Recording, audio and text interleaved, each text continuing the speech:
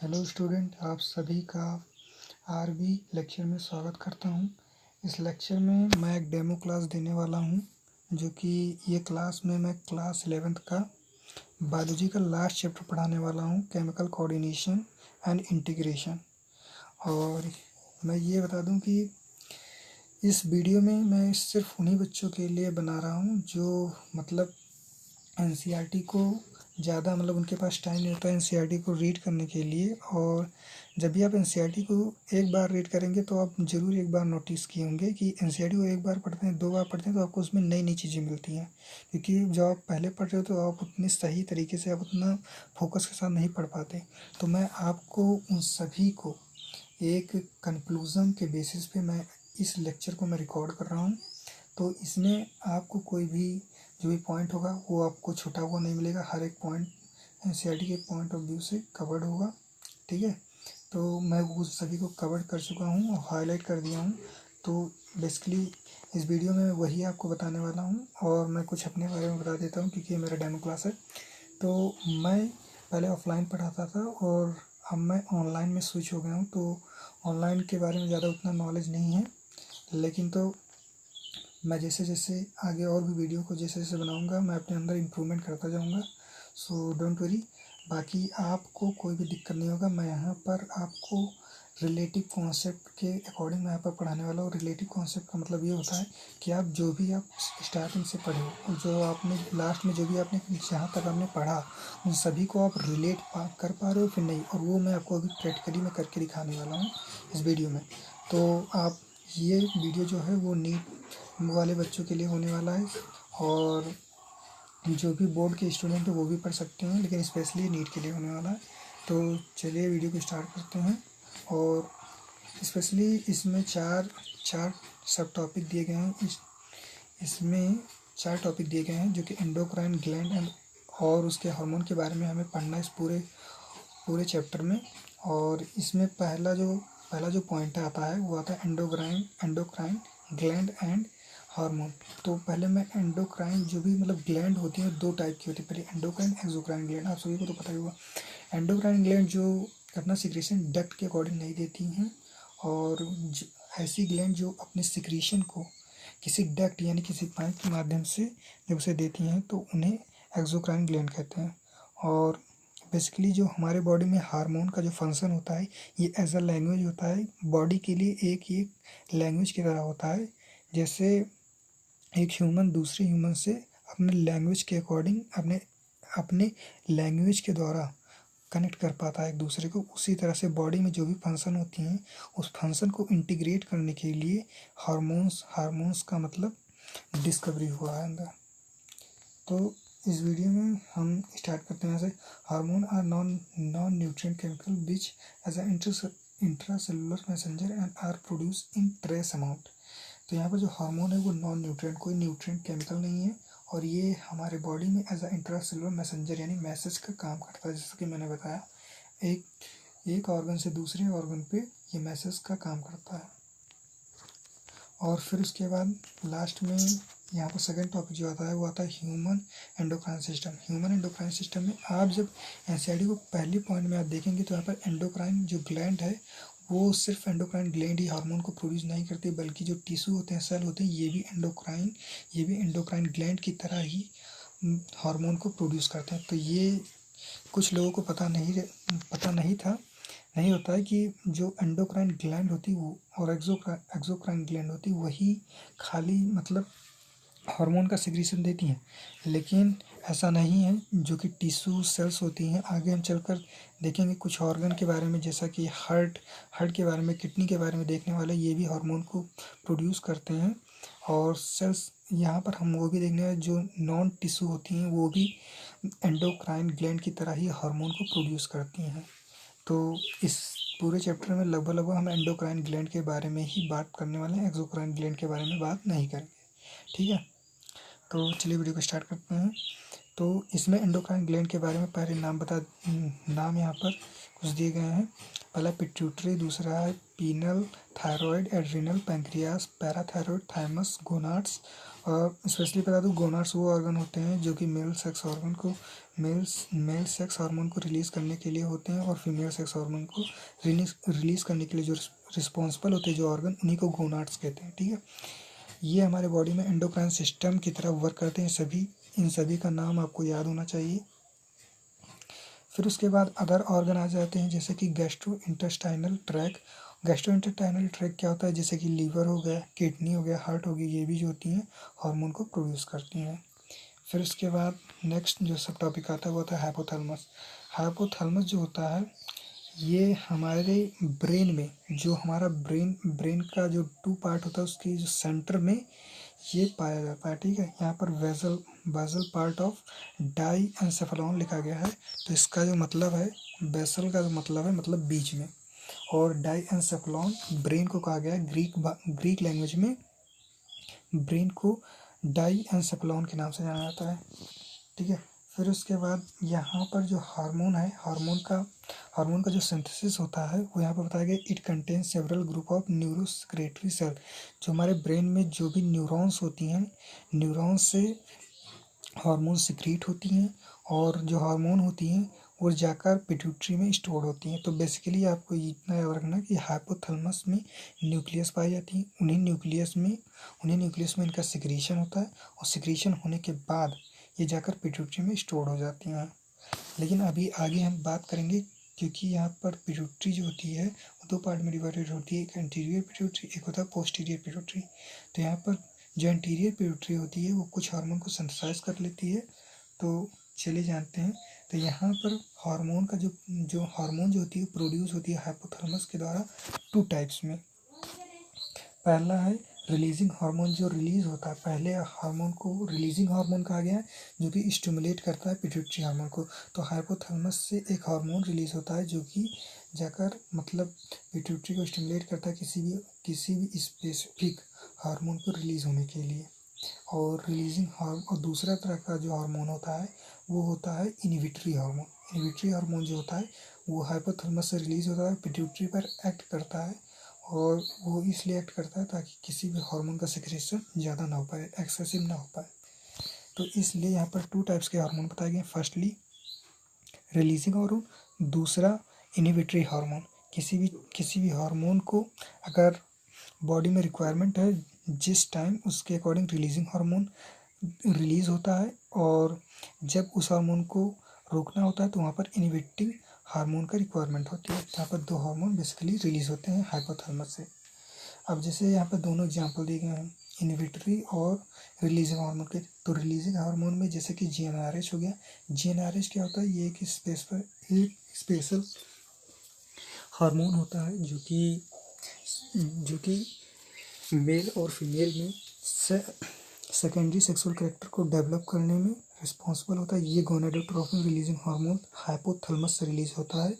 Then ये जाकर pituitary पे जाता है, पिट्यूटरी से जाकर फिर ये 2 टाइप के हार्मोन को रिलीज करवाता है। और ये किस पिट्यूटरी पर एक्ट करता है, ये एंटीरियर पिट्यूटरी पर एक्ट करता है। याद रखना, जीएनआरएच जो होता है वो एंटीरियर पिट्यूटरी पर एक्ट करता है, और वहाँ से एलएच और एफएसएच हार्मोन जो है वो रिलीज करवाता है एंटीरियर पिट्यूटरी से।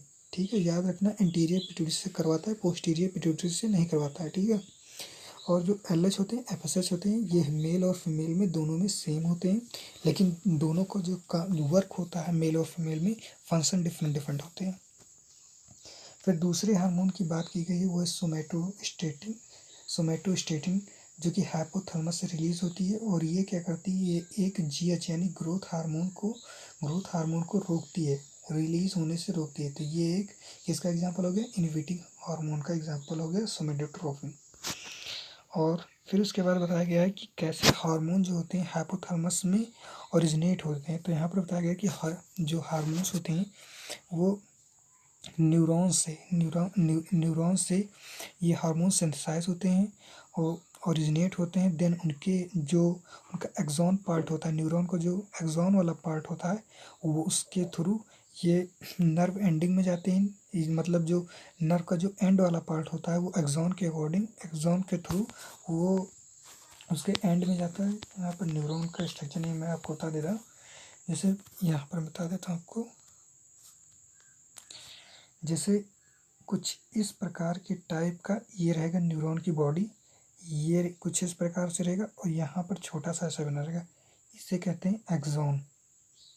ठीक है, बीच वाली बॉडी को जो ये आती है एक्सॉन कहते हैं। इसे सेल बॉडी के नाम से जानते हैं। इसके बीच में जो रहता है उसे न्यूक्लियस कहते हैं। तो एक्सॉन के थ्रू वो नर्व एंडिंग पर जाता है। नर्व एंडिंग के थ्रू वो पिट्यूटरी ग्लैंड में पहुंच जाता है। किसके हेल्प से? वो जाता है पोर्टल सर्कुलेटरी सिस्टम के अकॉर्डिंग। तो इस चीज़ को आप हाईलाइट कर लेंगे कि जो पोस्टल सर्कुलेटरी सिस्टम होता है, इसका काम क्या होता है, तो आप इसको हाईलाइट कर लेंगे अपने बुक्स में। और यहाँ पर इसका जो काम होता है वो होता है हार्मोन्स को हाइपोथैलेमस से कहाँ पर ले जाना, एंटीरियर, वहाँ पर पिट्यूटरी पे ले जाना। ठीक है, और यहाँ पर दो इम्पॉर्टेंट पॉइंट्स के बारे में बताया गया कि जो हाइपोथैलेमस होता है वो जो एंटीरियर पिट्यूटरी होती है उसका जो सिक्रीशन जो होता है वो कंट्रोल किया जाता है हाइपोथैलेमस के थ्रू कुछ हार्मोन रिलीज होने की वजह से। और जबकि जो पोस्टीरियर पिट्यूटरी होती है वो डायरेक्ट हाइपोथैलेमस के न्यूरल रेगुलेशन के अकॉर्डिंग वो रेगुलेट होती है। तो ये बात आप याद रखेंगे, एंटीरियर पिट्यूटरी जो होती है वो इन सभी फंक्शन के अकॉर्डिंग रेगुलेट होती है। पहले हार्मोन वहाँ से ओरिजिनेट होगा नर्व एंडिंग, वहाँ नर्व से, और फिर नर्व एंडिंग पे जाएगा। नर्व एंडिंग के बाद पोर्टल सर्कुलेटरी सिस्टम में जाएगा, सर्कुलेटरी सिस्टम के द्वारा फिर यहाँ पर आकर एंटीरियर पिट्यूटरी पर आएगा। लेकिन पोस्टीरियर पिट्यूटरी में जो हार्मोन्स जो स्टोर्ड होता है वो आकर डायरेक्ट स्टोर हो जाता है। ठीक है, फिर आते हैं पिट्यूटरी ग्लैंड के बारे में बताते हैं। पिट्यूटरी ग्लैंड जो होती है ये एक बोनल कैविटी में पाई जाती है जिसे सेला टूसिका के नाम से जाना जाता है। सेला टूसिका ये वो कैविटी है जहाँ पर पिट्यूटरी ग्लैंड पाई जाती है और ये हाइपोथैलेमस से एक स्टैल्क शेप से कनेक्टेड होती है। इस जगह को स्टैल्क कहा गया। ठीक है, फिर उसके बाद जो पिट्यूटरी ग्लैंड है उसे दो पार्ट में डिवाइड किया गया है। एक है एडिनो हाइपोफिसिस और एक है न्यूरो हाइपोफिसिस। तो एडिनो हाइपोफिसिस जो होती है ये दो पोर्शन से मिलकर बना होता है। पहला है पैरा डिस्टेलिस, दूसरा है पैरा इंटरमीडिया। तो जो एडिनो हाइपोफिसिस है वो किन चीज़ों से मिलकर बनी है? पहला पैरा डिस्टेलिस, दूसरा है पैरा इंटरमीडिया। अब बात करते हैं पैराडिस्टेलिस के बारे में। पैराडिस्टेलिस वो रीजन होता है पिट्यूटरी का जहाँ पर हार्मोन रिलीज होती हैं और पैराडिस्टेलिस का दूसरा नाम है एंटीरियर पिट्यूटरी। तो पैराडिस्टेलिस को ही एंटीरियर पिट्यूटरी कहा जाता है और ये 6 टाइप के हार्मोन को रिलीज करती है। ये आप याद रखें, ग्रोथ हार्मोन हो गया, प्रोलैक्टिन हो गया, थायराइड स्टिमुलेटिंग हार्मोन हो गया, एड्रीनोकॉर्टिकोट्रोफिन हार्मोन हो गया, ल्यूटिनाइजिंग हार्मोन हो गया और फॉलिकल स्टिमुलेटिंग हार्मोन हो गया। तो ये 6 टाइप के ये हार्मोन को रिलीज करती है एंटीरियर पिट्यूटरी यानी कि पैराडिस्टेलिस। उसके बाद करते हैं दूसरा जो कि पैरा इंटरमीडिया था, जो कि पार्ट है किसका? एडिनो हाइपोफाइसिस का। तो पैरा इंटरमीडिया जो होती है वो एक ही टाइप के हार्मोन को रिलीज करती है जिसका नाम है मेलानोसाइट स्टिमुलेटिंग हार्मोन को रिलीज करती है, जो कि हमारी बॉडी में जो भी पिगमेंट होते हैं, जो हमारी बॉडी का जो कलर आता है कि स्किन किस कलर की होगी, वो melanocyte stimulating hormone responsible. Para intermediate almost merged with para distalis. जो पैरा इंटरमीडिया है वो लगभग उस दोनों पैराडिस्टेलिस यानी कि एंटीरियर पिट्यूटरी और पोस्टीरियर पिट्यूटरी के बीच में हल्का सा मर्ज्ड होता है, अंदर की तरफ होता है, ना कि वो एक्सपोज होता है। फिर बात करते हैं सेकंड, पहला हमने पढ़ा एडिनो हाइपोफाइसिस, दूसरा है न्यूरो हाइपोफाइसिस। तो न्यूरो हाइपोफाइसिस क्या है? न्यूरो हाइपोफाइसिस को पैरा नर्वोसा भी कहते हैं। जैसे कि यहाँ पर पैराडिस्टेलिस को एंटीरियर पिट्यूटरी कहा गया, उसी प्रकार से न्यूरो हाइपोफाइसिस को पैरा नर्वोसा कहा गया और पैरा नर्वोसा ही यहाँ पर पोस्टीरियर पिट्यूटरी को कहा गया है। तो यहाँ पर 3 नाम है एक ही चीज़ के, पोस्टीरियर पिट्यूटरी पहला पैरा नर्वोसा, दूसरा न्यूरो हाइपोफाइसिस, जिसमें स्टोर किया जाता है 2 टाइप्स के हार्मोन को, पहला ऑक्सीटोसिन, दूसरा वैसोप्रेसिन। ऑक्सीटोसिन रिस्पॉन्सिबल होता है वैगरस कॉन्ट्रैक्शन के लिए। जो भी स्मूथ मसल्स होती हैं स्टमक की, जो भी स्मूथ मसल्स होती हैं, यूट्रस की जो स्मूथ मसल्स होती हैं, या फिर जैसे कि मेमोरी ग्लैंड की स्मूथ मसल्स होती हैं, इन्हें कॉन्ट्रैक्ट करने के लिए, इन्हें सिकोड़ने के लिए oxytocin responsible, which are actually synthesized by the hypothalamus are transport axonally to neurohypophysis। तो ये हो गया ऑक्सीटोसिन का जो फंक्शन होता है, वो मैंने आपको बता दिया कि कॉन्ट्रैक्शन में ये हेल्प करती है। और कॉन्ट्रैक्शन में क्या क्या हो गया कि मतलब मेमोरी ग्लैंड में ये एक्ट करेगी। और दूसरा हो गया जब भी चाइल्ड बर्थ होता है तब उसको चाइल्ड बर्थ के लिए जो यूट्रस कॉन्ट्रैक्शन होता है उसमें भी ये हेल्प करता है। और दूसरा आता है, दूसरा हार्मोन है वैसोप्रेसिन। वैसोप्रेसिन जो होता है ये मेनली जाकर किडनी पे वर्क करता है, वहाँ पर वाटर को रीअब्जॉर्ब करवाता है और इलेक्ट्रोलाइट को बैलेंस करता है बॉडी में। ठीक है, तो ये हो गया वैसोप्रेसिन का काम। और hypothalamus and are transport axonally to neuro hypophysis. तो ये जो हार्मोन्स होते हैं ये कभी भी पोस्टीरियर पिट्यूटरी में ये सिंथेसाइज नहीं होते हैं। ये हार्मोन जो होते हैं हाइपोथैलेमस से सिंथेसाइज होते हैं, देन ये फिर न्यूरो हाइपोफाइसिस यानी कि उसमें पोस्टीरियर पिट्यूटरी में आकर स्टोर हो जाते हैं। अब बात करते हैं, अगर जीएच यानी ग्रोथ हार्मोन का ज़्यादा सिक्रीशन हो जाता है बॉडी में तो उससे क्या डिजीज़ होती है। तो उससे गैंगिटिज्म नाम का एक डिजीज़ है जो कि कॉज होता है जीएच के ज़्यादा रिलीज़ होने से। ठीक है, और दूसरा है कि अगर जीएच कम रिलीज़ होगा तो उससे क्या होगा, जो ग्रोथ हो जाएगा वो स्टंट हो जाएगा। स्टंट का मतलब होता है रुक जाएगा। यहाँ पर मेनली 2 चीज़ों के बारे में बताया गया ग्रोथ हार्मोन की। अगर ग्रोथ हार्मोन अधिक से ज़्यादा हो रहा है, मतलब जितनी रिक्वायरमेंट उससे ज़्यादा हो रही है तो गैंगिटिज्म हो जाएगा।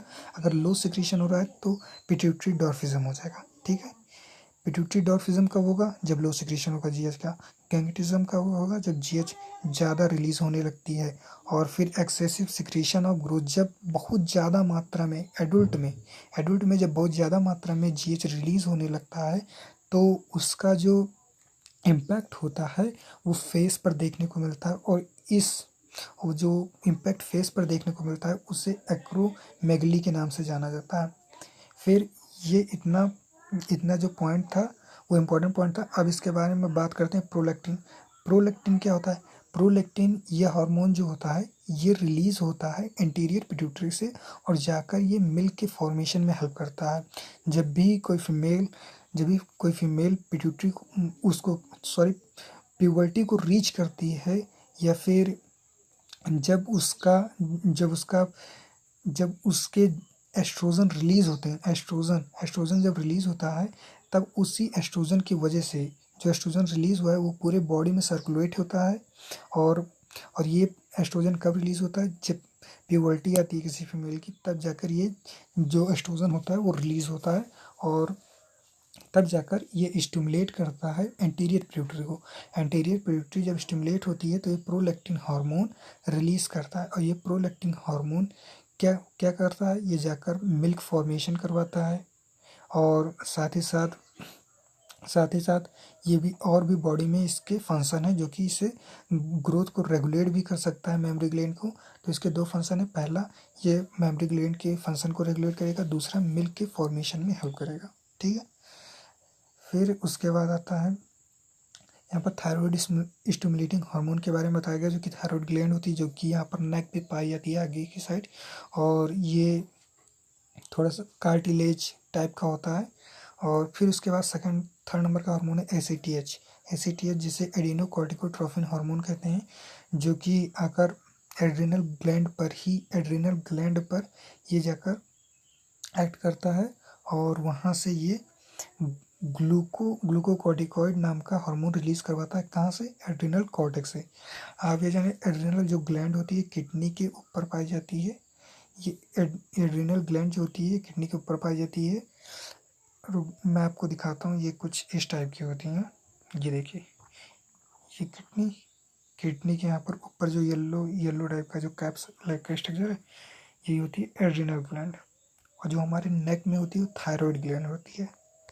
तो यहाँ पर वो जो एड्रिनल ग्लैंड होती है उसको जब आप एनाटॉमिकल लेवल पे देखेंगे तो 2 टाइप में डिवाइडेड होती है। पहला एड्रिनल कॉर्टेक्स, दूसरा होता है एड्रिनल मेडुला। तो एड्रिनल कॉर्टेक्स से ग्लूकोकॉर्टिकॉइड रिलीज होता है। देन फिर एलएचएस और एफएचएस के बारे में बताया गया। एलएचएस और एफएचएस का जो रोल होता है वो मेल में फीमेल में डिफरेंट होता है, लेकिन ये रिलीज होते हैं दोनों मेल और फीमेल में सेमी पिट्यूटरी से रिलीज होते हैं, एंटीरियर पिट्यूटरी से रिलीज होते हैं ये। और मेल में अगर बात करें तो मेल में एलएच जो होता है ये हार्मोन को सिंथेसाइज करता है। एंड्रोजन रिस्पॉन्सिबल होता है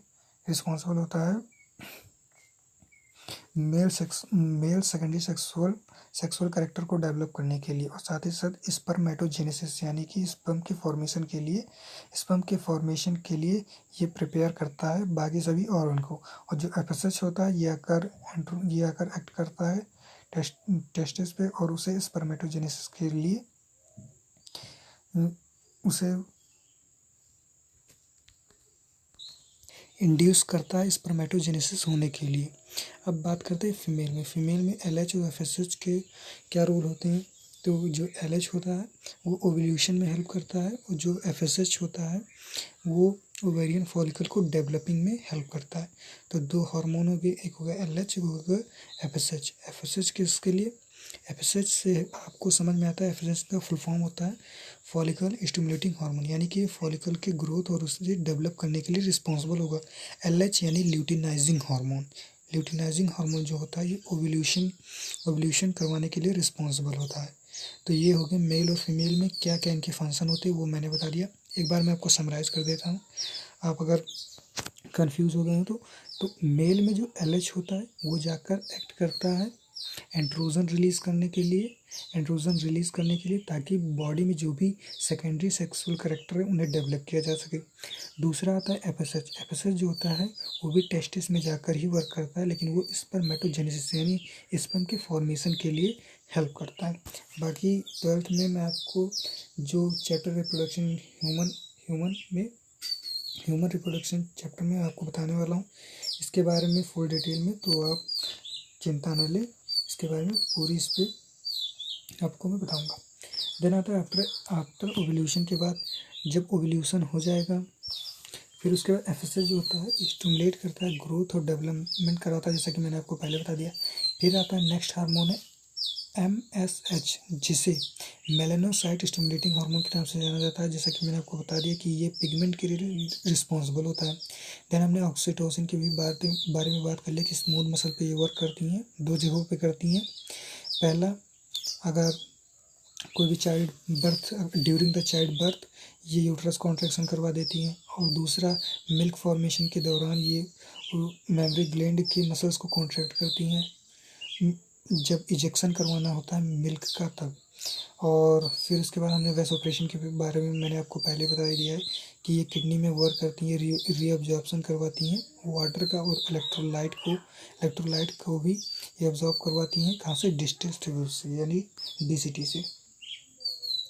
और फिर यहाँ पर सबसे इम्पोर्टेंट पॉइंट बताया गया, जो कि नीट में इस पे क्वेश्चन भी आ चुका है, कि जब वैसोप्रेशन रिलीज हो रहा है, वो वैसोप्रेशन जब किडनी पर एक्ट करता है और वाटर को रीअब्जॉर्ब करवा लेता है, तो वहाँ पर उससे दूसरे चीज़ों पर भी इफेक्ट पड़ता है। जैसे यहाँ पर नेक्स्ट लाइन में लिखा गया है कि reduce loss of water through urine diuresis, hence it is called as anti diuretic hormone. मतलब वैसोप्रेसिन को ही एंटी डायूट्रिक हार्मोन के नाम से जाना जाता है। ठीक है, तो अगर ऐसा आ जाए क्वेश्चन में तो उसमें आप यही लिखेंगे, उसमें आप यही टिक लगाएंगे कि वैसोप्रेसिन जो होता है, वैसोप्रेसिन के ही कारण एंटी डायट्रिक हार्मोन यहाँ पर उसे एक्सपोज किया गया है। और बेसिकली यहाँ पर होता क्या है, जब वाटर रिअब्जॉर्ब कर लिया जाता है तो बॉडी में जो यूरिन फॉर्मेशन थी वो कम हो जाती है, इसलिए इसे एंटी डायूट्रिक हार्मोन कहा गया है। एंटी डायूट्रिक हार्मोन इसलिए कहा गया है क्योंकि ये यूरिन के फॉर्मेशन को मिनिमाइज कर देता है, इसलिए इसे एंटी डायूट्रिक हार्मोन के नाम से जाना जाता है। ठीक है, तो फिर उसके बाद एक नेक्स्ट पॉइंट है जो कि है कि किडनी जब इस वाटर को कंजर्व कर लेती है तो इससे वाटर लूज की प्रोसेस होती है बढ़ जाती है, और डिहाइड्रेशन की जो होती है, डिहाइड्रेशन जो होता है वो बढ़ जाता है बॉडी में। तो इसलिए इस प्रोसेस को या फिर इस कंडीशन को क्या कहते हैं, तो उस कंडीशन को डायबिटीज इंसिपिडस कहते हैं। ठीक है, तो इस कंडीशन को आप याद रखेंगे कि जब भी किडनी जो होगी वाटर को जब कंजर्व करेगी तो वहाँ पर दो दो चीज़ें होंगी, पहला वाटर लूज, दूसरा डिहाइड्रेशन होगा। तो दो चीज़ें यहाँ पर बेसिकली टेक प्लेस होंगी। वाटर किडनी जब कंजर्व करेगी वाटर को, ठीक है, तो उस कंडीशन को डायबिटीज इंसिपिडस के नाम से जाना जाता है। फिर उसके बाद आता है पीनल ग्लैंड। पीनल ग्लैंड क्या होता है, ये हमारे बॉडी की सबसे स्मॉलेस्ट ग्लैंड होती है, और ये पीनल ग्लैंड जो होती है ये मेलाटोनिन रिलीज करती है। अब ये ब्रेन के बैक साइड में पाई जाती है, इस सिचुएटेड होती है बैक साइड में। आपको मैं दिखा दूँ, पीनल ग्लैंड यहाँ पर सिचुएटेड होती है, शायद डायग्राम नहीं है, यहाँ पर है सबसे ऊपर। सो पीनल ग्लैंड जो होती है, ये देखिए, पीनल ग्लैंड जो होती है ये बैक साइड में सिचुएटेड होती है ब्रेन, जो फ्रंटल कॉर्टेक्स होता है उसके अपोजिट बैक साइड में ये सिचुएटेड होती है पीनल ग्लैंड।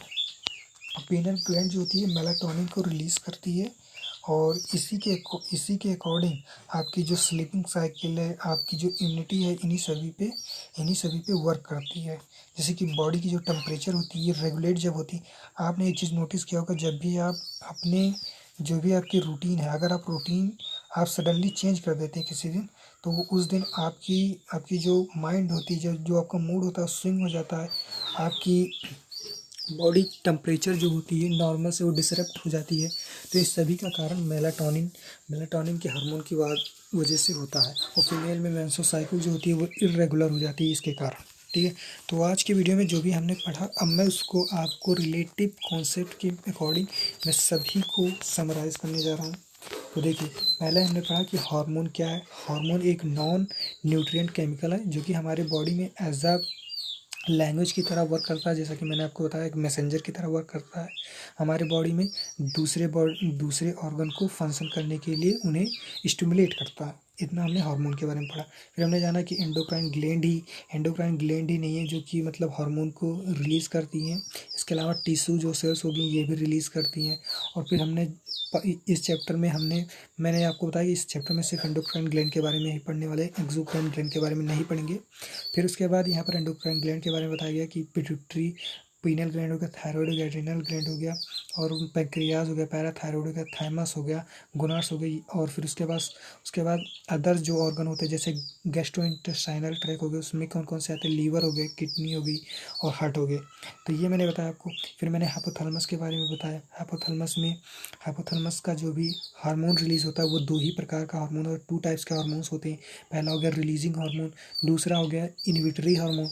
रिलीजिंग हार्मोन जो किसी चीज़ को स्टिमुलेट कर दे रिलीज होने के लिए बॉडी में, अगर उसकी रिक्वायरमेंट है, और अगर उसकी रिक्वायरमेंट अब नहीं है तो उसको वो रोक भी सकता है, जिसे इनहिबिटरी हार्मोन कहते हैं।